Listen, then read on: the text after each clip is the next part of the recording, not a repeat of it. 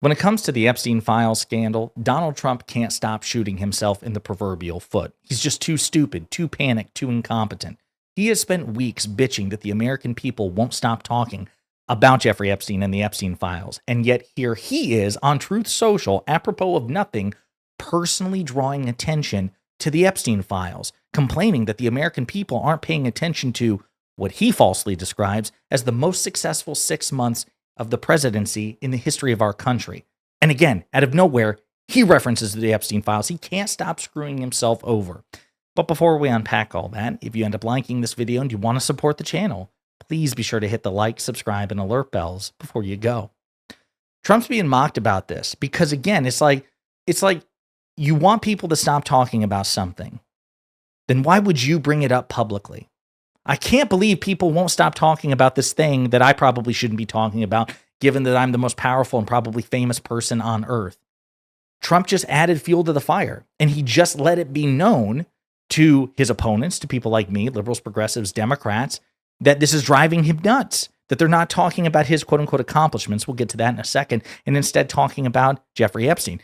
Well, if somebody like me, with my pretty successful, but run to the litter with respect to like major political commentators. I'm fairly successful, but I'm no Luke Beasley or Adam Mockler or Midas Touch. How am I going to react when I read this? I'm just going to talk about Epstein even more because I know it pisses Trump off and it's hurting him politically.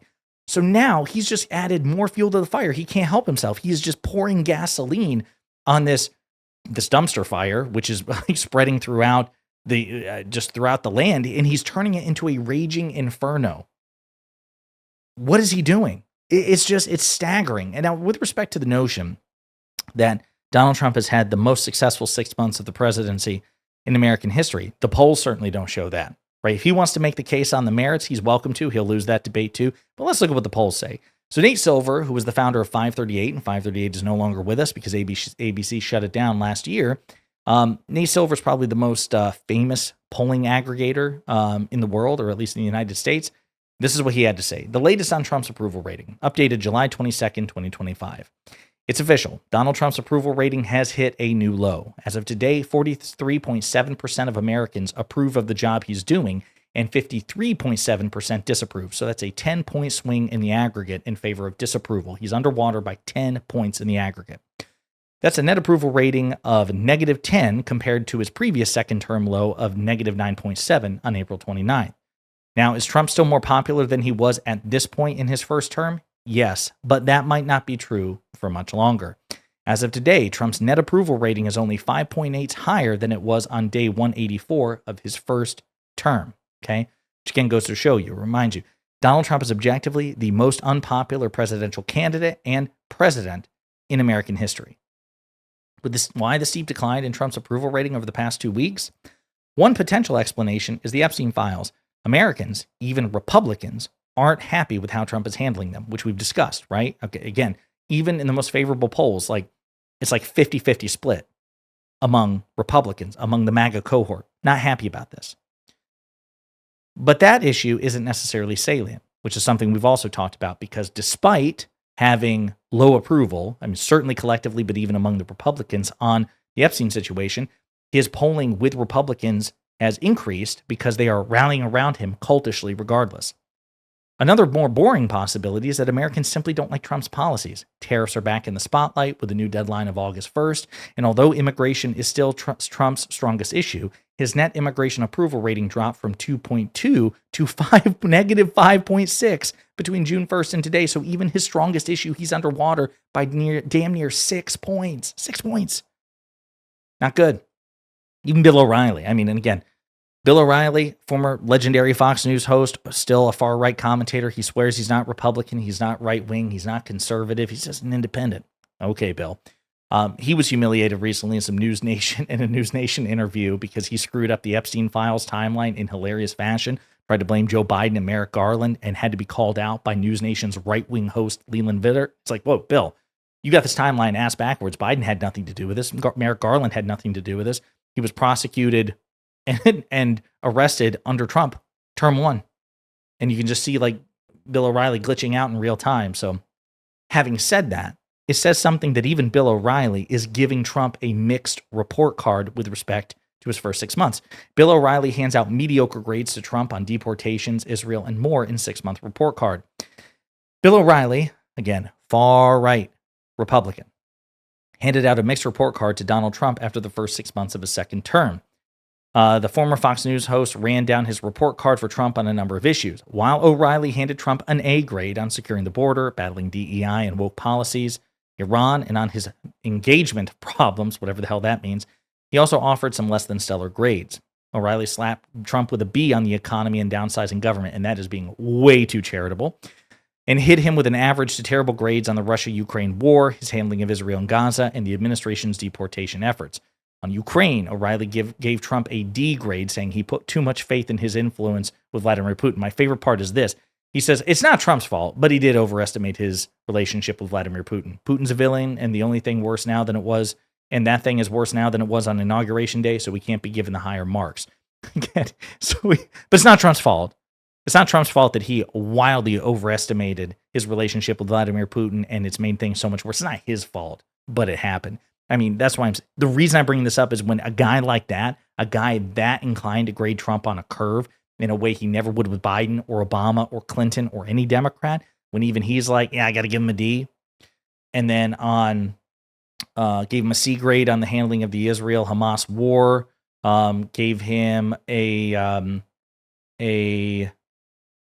C on deportations. I mean, when you're getting that grade from O'Reilly, bro. To say nothing of the fact that, I thought this was hilarious, Trump's net approval on inflation is approaching the low mark of Joe Biden's presidency. Remember inflation? How post-COVID inflation just dogged President Biden's administration, just hammered it relentlessly, constantly weighing it down.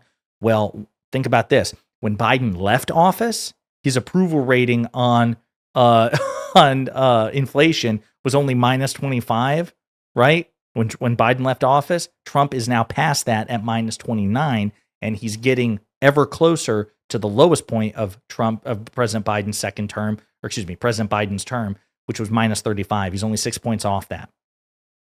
And he's 4 points past where Biden left office on inflation, which is probably the topic or the polling area which hit Biden the worst. So Trump in 6 months is about to equal the worst issue for Biden of Biden's entire presidency. That's how much of a fuck up Donald Trump is. And he's underwater on all the other polling issues, too. He just is. I mean, from the economy, immigration, deportation, certainly border security in terms of like individual policy area tends to be his strongest. He's underwater on that as well. Like, it's just not good, folks. It's just not good. And if you look at CNN did kind of a recap involving Trump supporters as well. They polled Trump voters and queried Trump voters about how they felt about Trump's second term.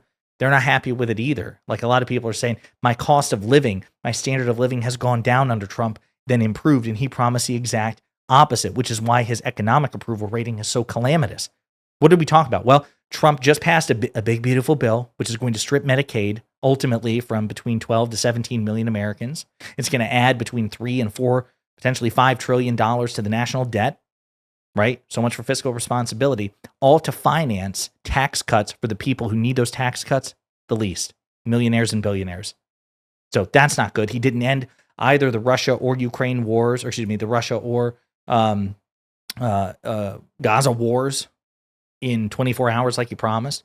Inflation is raising. It's rising on his watch. Trumpflation is real, and that's with him backing off on most of the tariffs. What has he done substantively to benefit the American people? The border. Okay, well, he is violating due process and civil liberties time and time again with illegal and authoritarian overreach. So I'm not exactly inclined to give him credit there. What has he done faithfully, legally, constitutionally, and substantively for the American people? I can't think of a damn thing at the moment.